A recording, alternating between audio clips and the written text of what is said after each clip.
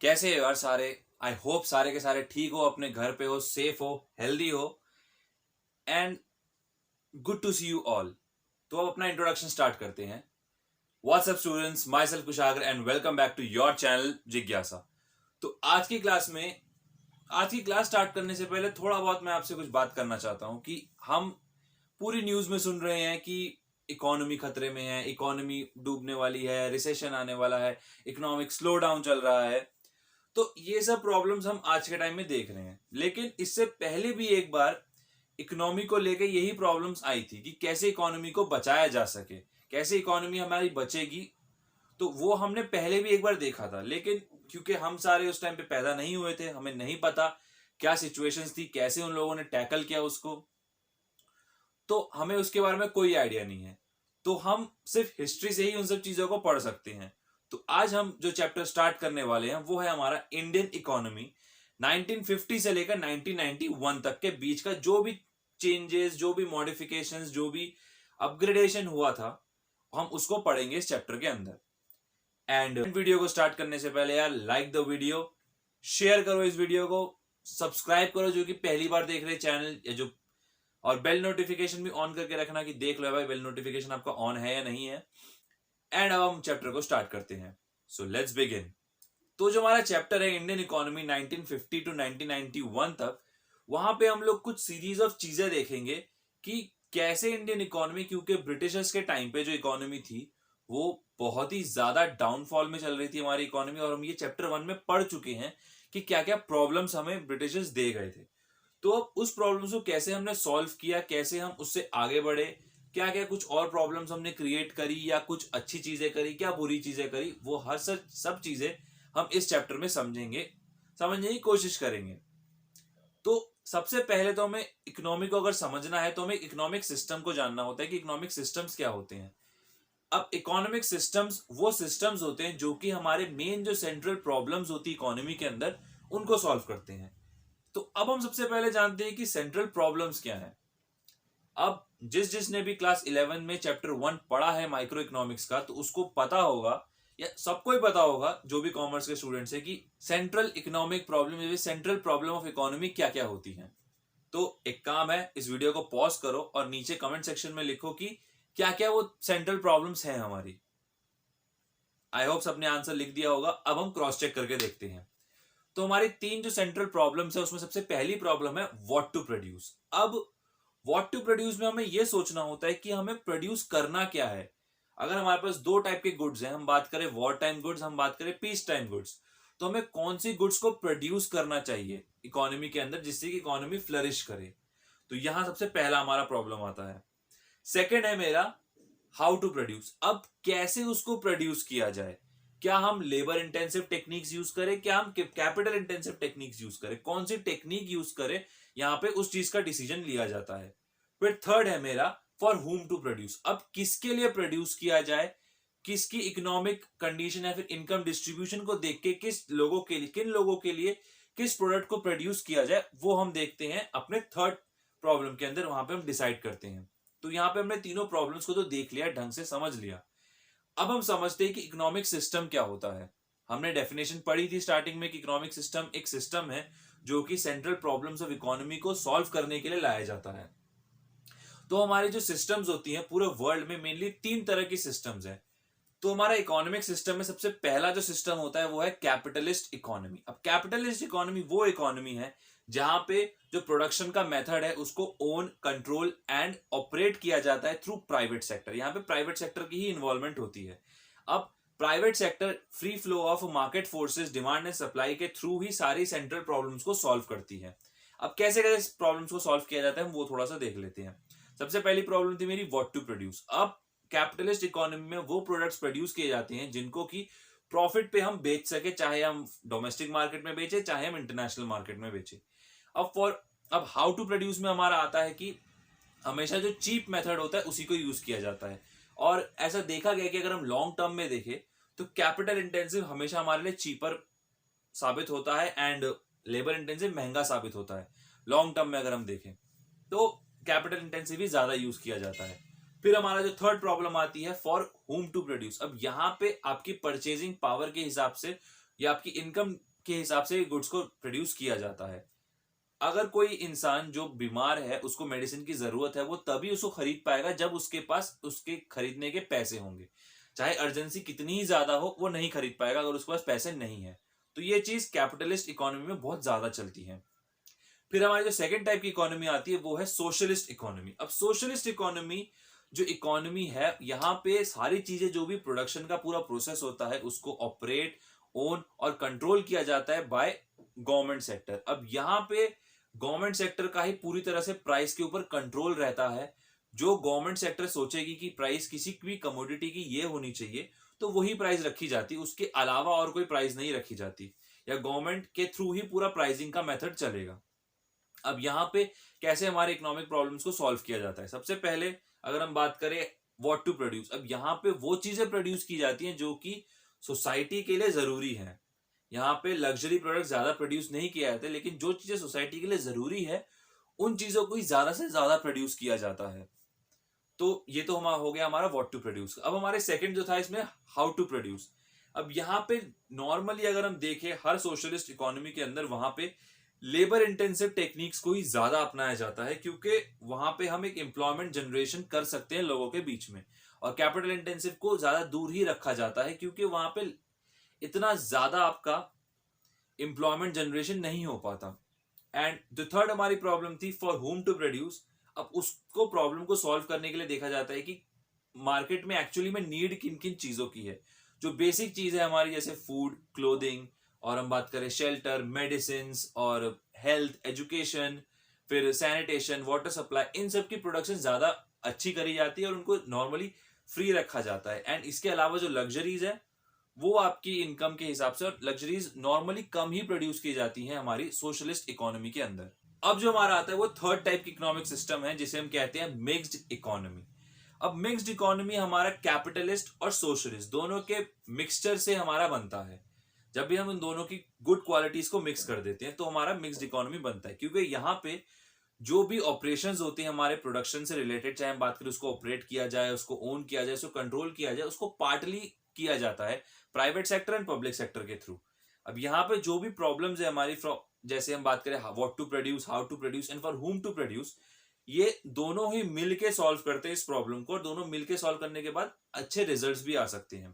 अब जो private sector है हमारा, वो गुड्स एंड सर्विसेज प्रोड्यूस करता है मार्केट के अंदर, एंड इसमें हम लग्जरीज को भी इंक्लूड करते हैं। एंड जो हमारे गवर्नमेंट है, वो एसेंशियल गुड्स एंड सर्विसेज को प्रोड्यूस करते हैं, जो कि मार्केट या फिर प्राइवेट सेक्टर प्रोड्यूस नहीं कर पाता या फिर सब तक पहुंचा नहीं पाता, तो उसको गवर्नमेंट अपने हिसाब से प्रोड्यूस करती है। अब एक बड़ा सवाल आता है कि इंडिया ने कौन सी सिस्टम को या कौन सी इकोनॉमिक सिस्टम को अडॉप्ट किया। अब जब हमारी इंडिपेंडेंस हुई थी, तो एक सबसे बड़ा जो हमारे पास सवाल था कि कौन सी इकोनॉमिक सिस्टम को अडॉप्ट करे। और इंडिपेंडेंस के बाद जब हमारा कॉन्स्टिट्यूशन बन रहा था, ये तब ये सबके दिमाग में आया था। तो अब इसको लेके दो ग्रुप्स डिवाइड हो गए थे।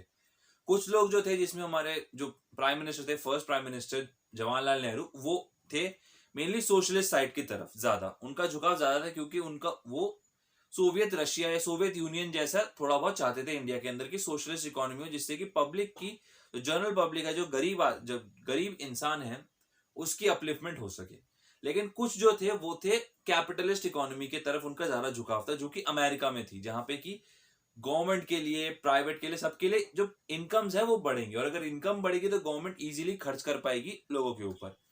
तो अब इस कंफ्यूजन को लेके, क्योंकि दोनों पार्टी में अलग अलग कंफ्यूजन था, कोई मान नहीं रहा था कि किसकी मानी जाए किसकी ना मानी जाए, तो एक बीच का रास्ता अपनाया गया, जिसमें कि हमने इस चीज को अडॉप्ट किया कि अब हमारी इंडियन इकोनॉमी एक मिक्स्ड इकोनॉमी की तरह काम करेगी, जहां पे एक बहुत ही ज्यादा सोशलिस्ट सोसाइटी होगी, जो कि स्ट्रॉन्ग गवर्नमेंट बेस होगा हमारा इंडस्ट्रीज के अंदर या फिर इकोनॉमी के अंदर, लेकिन उसके साथ साथ प्राइवेट की भी इक्वल इन्वॉल्वमेंट रखी जाएगी, एंड डेमोक्रेसी को भी पूरी तरह से फुलफिल किया जाएगा या माना जाएगा डेमोक्रेसी को यहाँ पे। तो अब हमने अडॉप्ट तो कर लिया कि एक इकोनॉमिक सिस्टम की, अब इंडिया में मिक्स्ड इकोनॉमिक सिस्टम को रखा जाएगा। लेकिन अब सबसे बड़ी बात जो इसके बाद जो हमारे लिए स्टेप था, वो था कि इंडियन इकोनॉमी को डेवलप करना, क्योंकि ब्रिटिश टाइम में इंडियन इकोनॉमी पुअर, बैकवर्ड और स्टैग्नेंट इकोनॉमी होके रह चुकी थी, एंड उसको डेवलप करना बहुत जरूरी था, क्योंकि अब इंडिया एक इंडिपेंडेंट कंट्री थी और उसको वर्ल्ड लेवल पे भी compete करना था। तो इसलिए इंडियन इकोनॉमी को डेवलप करना तो बहुत जरूरी था हमारे लिए। अब किसी भी इकोनॉमी को डेवलप करने के लिए आपको कुछ सेट ऑफ प्लान्स बनाने पड़ते हैं, एंड अगर उसको हम यूज करें इकोनॉमी को डेवलप करने के लिए तो उसे हम कहते हैं इकोनॉमिक प्लानिंग। तो अब इकोनॉमिक प्लानिंग का मतलब होता है कि कुछ सेट ऑफ प्लान्स या फिर कुछ स्ट्रैटेजीज क्रिएट करना जिसमें कि अलग अलग सेक्टर्स को इन्वॉल्व किया जा सके, एंड कैसे जो हमारी कंट्री के जितने भी रिसोर्सेज हैं उन सबको ऑप्टिममली यूटिलाइज करके कैसे इंडिया किसी भी इकोनॉमी की ग्रोथ एंड डेवलपमेंट को किया जा सके। एंड मैं एक बात बताऊंगा कि ग्रोथ और डेवलपमेंट दोनों अलग अलग चीजें होती है, दोनों सेम नहीं होता, और ये इसके बारे में प्रॉपर डिस्क्रिप्शन में किसी और दिन या किसी और वीडियो में ही दूंगा, यहां नहीं दे रहा मैं। तो अब जब इकोनॉमिक प्लानिंग का हमने डेफिनेशन समझ लिया कि इकोनॉमिक प्लानिंग होती क्या है, तो अब इकोनॉमिक प्लान बनाने के लिए गवर्नमेंट को एक इंस्टीट्यूशन बनाने की जरूरत थी। तो गवर्नमेंट ने 1950s में आके या 1950 में आके प्लानिंग कमीशन की सेटअप किया था, एंड उसमें चेयरमैन रखा गया था हमारे प्राइम मिनिस्टर को, जो भी उस टाइम में प्राइम मिनिस्टर थे, जवाहरलाल नेहरू। एंड जो इंडस्ट्रियल पॉलिसी रेजोल्यूशन है या फिर जो directive principles of Indian constitution है, उसमें पब्लिक सेक्टर को एज अ लीडर या फिर एज अ लीडिंग सोसाइटी या फिर एज अ लीडिंग सेक्टर रखा गया था, एंड प्राइवेट सेक्टर की भी कांस्टेंट एनकरेजमेंट करी जा रही थी कि प्राइवेट सेक्टर भी ज्यादा से ज्यादा इन्वॉल्व कर सके खुद को इंडियन इकोनॉमी को डेवलप करने के लिए। अब जो प्लानिंग कमीशन जिसके बारे में हमने बात करी थी कि प्लानिंग कमीशन का सेटअप हुआ था, उसके कुछ सेट ऑफ काम थे। उसका जो मेन काम था वो यही था कि कैसे जो भी हमारे इंडिया के रिसोर्सेज हैं, चाहे हम बात करें ह्यूमन रिसोर्सेज या फिर हम बात करें हमारे फिजिकल रिसोर्सेज, उन सबको कैसे ऑप्टिममली यूटिलाइज किया जा सके इंडियन इकोनॉमी को डेवलप करने के लिए। एंड इस पूरे प्रोसेस को करने के लिए 5-5 साल का टेन्योर टाइम लिया जाता था, जिसे हम कहते थे 5 ईयर प्लान्स। एक और जो सेकंड क्वेश्चन है आज का जो मैं आपसे पूछ रहा हूं वो है कि प्लानिंग कमीशन तो अब हट चुकी है, इंडिया में प्लानिंग कमीशन है ही नहीं, तो प्लानिंग कमीशन की जगह पे कौन सी नई कमीशन या फिर कौन सा नया ऑर्गेनाइजेशन या इंस्टीट्यूशन को बनाया गया है जो कि प्लानिंग कमीशन की तरह ही काम करता है? उसका आंसर आपको कमेंट सेक्शन में लिख के बताना है। तो वीडियो को पॉज करो और नीचे आंसर लिखो, एंड हम ठीक है आगे। अब जो हमारा नेक्स्ट टॉपिक है वो है गोल्स ऑफ 5 ईयर प्लान्स। अब जो हमने प्रीवियसली डिस्कस किया था कि 5 ईयर प्लान्स होते हैं, तो अब यहां हम देखेंगे कि उसमें गोल्स कैसे रखे जाते थे, क्या क्या प्लानिंग होती थी 5 ईयर प्लान्स को बनाने के लिए। तो सबसे पहले तो हमें यह समझना है कि जो 5 ईयर प्लान्स बनाए जाते थे, जितने भी बने हैं 5 ईयर प्लान्स या जितने बनेंगे फ्यूचर में 5 ईयर प्लान्स, वो हमारी इंडियन इकोनॉमी के अंदर जो भी वीकर सेक्शन है या फिर जो भी हमारा पावर, मेनली जो वीकर सेक्शन है, उसकी कैसे अपलिफ्टमेंट की जा सके, इसके लिए ही हमारे 5 ईयर प्लान्स को बनाया जाता था। पहला जो 5 ईयर प्लान था वो 1 अप्रैल 1951 से लेकर 31 मार्च 1956 तक चला था वो। एंड जितने भी 5 ईयर प्लान्स हमारे आते हैं उन सबका एक सेट टारगेट होता है, एक सेट ऑब्जेक्टिव होता है, एक सेट गोल होता है। लेकिन कुछ बेसिक गोल्स होते हैं कि इन सब गोल्स की, इन कुछ गोल्स के अराउंड ही हमारे 5 ईयर प्लान्स को बनाया जाता है उस 5 ईयर प्लान के एजेंडा के हिसाब से। तो हमारे जो बेसिक गोल्स है उसमें सबसे पहला गोल है हमारा ग्रोथ। अब सबसे पहले हम ग्रोथ देखते हैं कि ग्रोथ को as a main basic goal माना गया है हमारे 5 ईयर प्लान्स को बनाने के लिए। अब जो हमारा सबसे पहला जो बेसिक गोल है वो है ग्रोथ। अब ग्रोथ, क्योंकि जब ब्रिटिश हमें छोड़ के गए थे तो उन्होंने हमारी इकोनॉमी को बहुत ही स्टैग्नेंट बना दिया था, बहुत ही एक रुका हुआ ठहरी हुई इकोनॉमी उन्होंने बना दिया था। तो अब उस इकोनॉमी को कैसे हम और फास्ट मूविंग बना सके या उसके इंजन में और ज्यादा स्पीड ला सके, तो उसके लिए हमें ग्रोथ करना बहुत जरूरी था। अब ग्रोथ का मतलब क्या होता है? अब ग्रोथ का मतलब इकोनॉमी के अगर हम पर्सपेक्टिव से देखें तो ग्रोथ का मतलब होता है कि इंक्रीज करना गुड्स एंड सर्विसेज, जो कि या फिर इंक्रीज करना किसी भी कंट्री की जो गुड्स एंड सर्विसेज है उसके आउटपुट को, जो कि प्रोड्यूस हो रहा है, उसको इंक्रीज करना ही हमारा ग्रोथ के अंदर इंक्लूड किया जाता है। अब हम जब भी हम ग्रोथ की बात करते हैं तो हम कुछ चीजें सोचते हैं अपने दिमाग में। सबसे पहला है या तो हमारे पास लार्ज स्टॉक हो प्रोडक्टिव कैपिटल का, हमारे पास प्रोडक्टिव कैपिटल बहुत ज्यादा हो, या फिर हमारे पास एक बहुत ही अच्छा खासा सपोर्टिंग सर्विस स्ट्रक्चर हो, चाहे हम बात करें ट्रांसपोर्टेशन या फिर बैंकिंग को लेके, या फिर हमारे पास इन दोनों ही productive capital and structural support services के दोनों के हमारे पास अच्छे खासे लार्ज स्टॉक्स हो। तो हम ये तीन चीजों में से कोई ना कोई चीज हम हमेशा देखते हैं ग्रोथ के बारे में। तो अब ग्रोथ को मेजर करने के लिए एक बहुत ही अच्छा इंडिकेटर होता है हमारा, जिसे हम कहते हैं जीडीपी। अब जीडीपी का मतलब, जीडीपी का फुल फॉर्म होता है gross domestic product. And gross domestic product या फिर जीडीपी का जो मतलब होता है वो ये है कि कितनी फाइनल गुड्स एंड सर्विसेज उस कंट्री के अंदर प्रोड्यूस हुई है उस पर्टिकुलर पीरियड ऑफ 1 ईयर के अंदर अंदर। तो इसे हम जीडीपी कहते हैं। अब जीडीपी में अलग अलग चीजें, अलग अलग सेक्टर्स कंट्रीब्यूट करते हैं, चाहे हम बात करें एग्रीकल्चर सेक्टर है, इंडस्ट्रियल सेक्टर है एंड सर्विस सेक्टर है, ये तीनों सेक्टर मिलकर कंट्रीब्यूट करते हैं जीडीपी के अंदर। अब अलग अलग कंट्रीज के अंदर अलग अलग सेक्टर्स का जीडीपी कंट्रीब्यूशन ज्यादा होता है। कुछ कंट्रीज होंगी जहां पे एग्रीकल्चर सेक्टर बहुत ज्यादा कंट्रीब्यूट कर रहा है, कुछ कंट्रीज है जहां पे इंडस्ट्रियल सेक्टर बहुत ज्यादा कंट्रीब्यूट कर रहा है, कुछ कंट्रीज हैं जहां पे सर्विस सेक्टर ज्यादा जीडीपी में कंट्रीब्यूट कर रहा है। लेकिन अगर मुझे देखना है कि कंट्री की इकोनॉमी की ओवरऑल ग्रोथ कितनी ज्यादा हो रही है, तो वो देखने के लिए मैं इन तीनों ही सेक्टर्स को एक साथ जोड़ के देखता हूं, जो कि मुझे दिखाता है एक स्ट्रक्चरल कंपोजिशन ऑफ इकोनॉमी। तो अगर मुझे देखनी है तो मुझे इन तीनों को ही जोड़ के ही देखना पड़ता है। एंड एंड जिस कंट्री की जीडीपी जितनी ज्यादा होगी वहां के लोग उतनी ज्यादा ही लग्जरी या फिर रिचनेस को एक्सपीरियंस करेंगे। जिस कंट्री की जीडीपी जितनी कम होगी वहां के लोग उतनी ही कम रिचनेस या फिर उतनी ही कम लग्जरी को एक्सपीरियंस कर पाएंगे, या फिर उनकी जो स्टैंडर्ड ऑफ लिविंग होगी वो बहुत ही कम होगी as compared to high GDP countries. अब जो सेकेंड हमारा बेसिक गोल होता है 5 ईयर प्लान्स के अंदर, वो है हमारा मॉडर्नाइजेशन। अब क्योंकि जो ब्रिटिश गवर्नमेंट या जो ब्रिटिश इकोनॉमी हमें छोड़ के गए थे, इंडियन इकोनॉमी को ब्रिटिश से छोड़ के गए थे, उन्होंने मॉडर्नाइजेशन के ऊपर कुछ भी खर्चा नहीं किया था इंडिया के अंदर स्पेशली। एंड तो अब उसके बाद जितने भी हमारे इंडियन प्लानर्स आए जिन्होंने इकोनॉमी को प्लान किया, उनके लिए सबसे ज्यादा ये दिमाग में था कि भैया मॉडर्नाइजेशन तो होना ही होना चाहिए, क्योंकि अगर मॉडर्नाइजेशन होगा तो वो हमारी इकोनॉमी में जितने भी सिटीजन है, जितने भी लोग रह रहे हैं, उनकी स्टैंडर्ड ऑफ लिविंग को रेस करने के लिए सबसे इंपॉर्टेंट वेपन है। तो अब मॉडर्नाइजेशन में हमारी इंक्लूड होती है दो चीजें। सबसे पहला है हमारा एडेप्शन ऑफ न्यू टेक्नोलॉजीज। अब अगर मुझे मॉडर्नाइजेशन करना है तो मॉडर्नाइजेशन का जो मेन एम ही यही होता है कि कैसे गुड्स एंड सर्विसेज की प्रोडक्शन को इंक्रीज किया जा सके by using of new technology. नई नई टेक्नोलॉजीज को लाके कैसे प्रोडक्शन बढ़ाई जा सके। अब अगर हम एग्जांपल लेते हैं तो हो सकता है कि पहले जो फार्मर्स थे वो पुरानी क्वालिटी की सीड्स को यूज कर रहे थे, लेकिन अब HYB सीड्स को बहुत ज्यादा यूज किया जा रहा है, जिससे कि जो प्रोडक्शन है, जो प्रोडक्टिविटी है या जो इनकम है, वो सब कुछ बढ़ी है हर किसी की। सिमिलरली अगर हम किसी फैक्ट्री में देखें, अगर उसे अपने आउटपुट को बढ़ाना है तो वो नई नई मशीनरीज लेके आएगा, जिसकी वजह से कि उसकी आउटपुट इंक्रीज होगी। अब सेकंड है हमारा चेंज इन सोशल आउटलुक। अब मॉडर्नाइजेशन का मतलब सिर्फ हमारा टेक्नोलॉजी के अंदर ही नहीं होता।